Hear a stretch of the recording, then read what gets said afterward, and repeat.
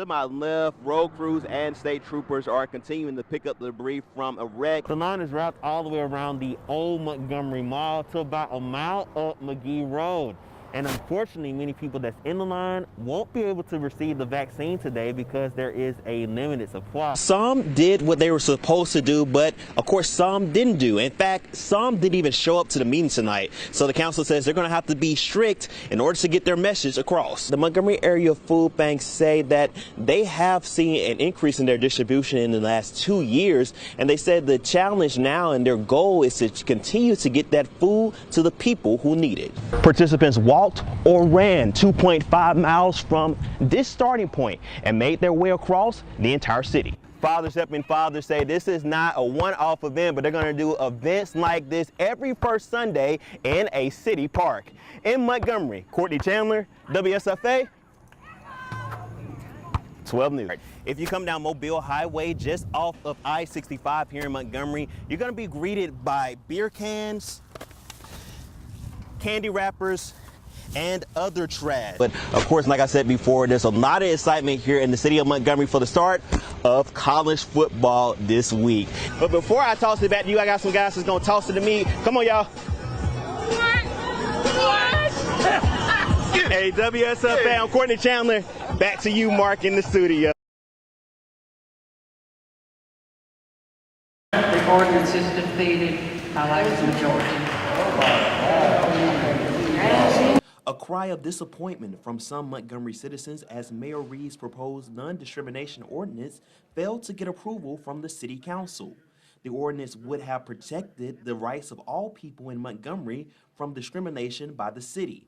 It would have covered all sorts of categories, from age, race, and national origin to sexual orientation and gender identity.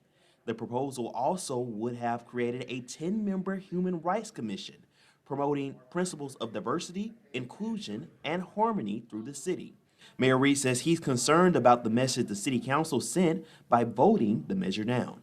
If I'm asked, are we as a city committed to diversity, equity, and inclusion of all people, then I have questions about that. And if I have questions on it, I cannot support it.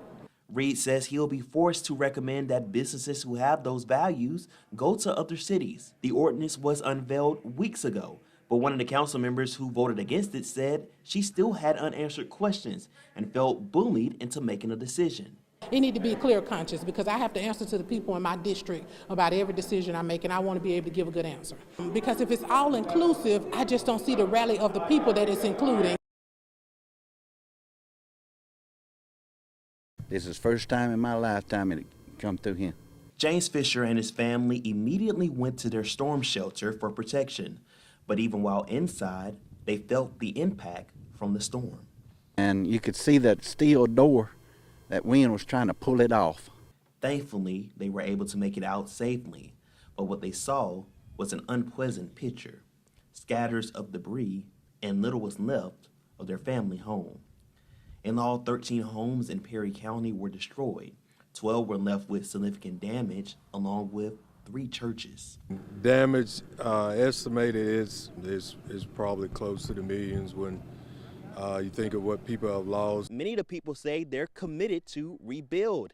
And they said that the community working together and the support from other areas here in the state will help speed up that process. We've had so many volunteers coming and giving clothes and food and money, and pastors, churches calling us. Residents say the support from other communities and organizations gives them hope in the midst of tragedy. After all this is over, it's going to be a great story and great testimony to the grace of God. And motivation to come back bigger and stronger. When we think about going to a farm, we normally think about going to the country. Well, imagine coming to one in your own backyard. And that's what Carlos Brown has started with Brown Birds. Around 8 years ago, a friend of mine gave me some chickens from a local farm store, and we had them as pets for a while, and then we decided to get a rooster and start raising them, and ever since then it's taken off from there. Carlos now manages between 200 to 300 birds, with everything from ducks, peacocks, and of course, chickens, calling his backyard their home. We never thought, or I never thought it would get this big, but I guess fate just gave me the right components to become a big farm. Many of the birds he has at his farm he found on Facebook, and each year he adds 5 to 20 new species. But what does he do with so many birds? We have some here for breeding stock, and then we sell babies and eggs in the spring and summertime. And Carlos is only 15, and he has a few words of advice to any young person who wishes to follow in his footsteps.